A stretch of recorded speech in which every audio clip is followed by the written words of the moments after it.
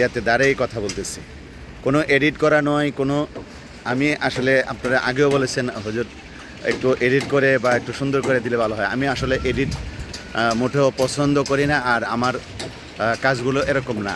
আমি প্রজেক্টে আসি এবং প্রজেক্টে এসে যা আছে তাই নিয়ে কথা বলি। আলহামদুলিল্লাহ, আল্লাহ পাকের অশেষ রহমত আমরা এতটুকু আসতে পেরেছি। আমি প্রজেক্টে দাঁড়িয়ে আজ 14 নভেম্বর বাস্তবিক নিয়ে কথা বলি, এতটুকু আপনাদের সামনে উপস্থাপনা করি। আজ কতটুকু হয়েছে আপনারাই বিবেচনা করবেন। আমরা এ থেকে কতটুকু আমরা যে দীর্ঘ নিচের কাজ ফাইলিং থেকে নিয়ে আমরা উঠতে পেরেছি, এতটুকু আমরা ইনসাফ টাওয়ারের 14 কাঠা জমি, 14 কাঠা, যারা কাঠা বুঝেন তাদের জন্য সহজ হিসাব 14 কাঠা জমি আমাদের। যারা কাঠা বোঝেন না, শতকে হচ্ছে 1.5 শতকে, অর্থাৎ 1 শতক, 1.5 শতকে 1 কাঠা। এই হিসাব করে আপনারা বুঝে নেবেন যে 1.5 শতকে 1 কাঠা যদি হয় তাহলে 14 কাঠায় কত শতক হয়।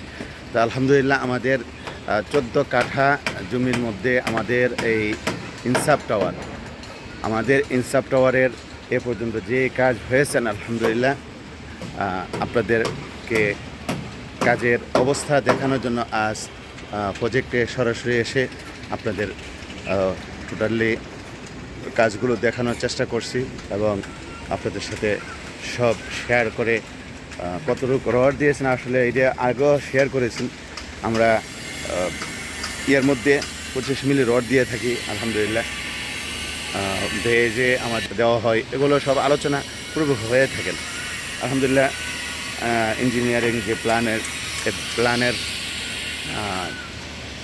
থেকে বাইরে কোনো মাল ম্যাটেরিয়াল দিতে সম্ভব হবে না।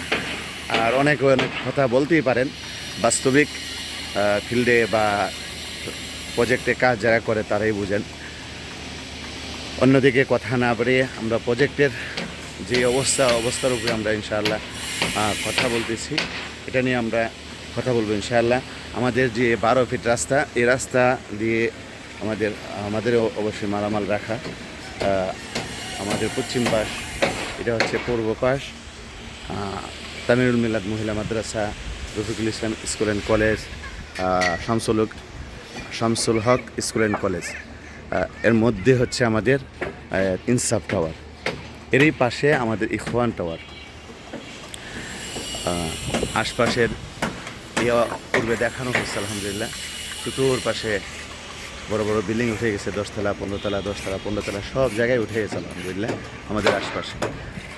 আল্লাহ তাআলা আমাদের এই প্রজেক্টকে কবুল আর মঞ্জুর করুক। আমরা সকলেই ওলামা একরাম মিলে আমরা এই প্রজেক্টগুলো করতেছি।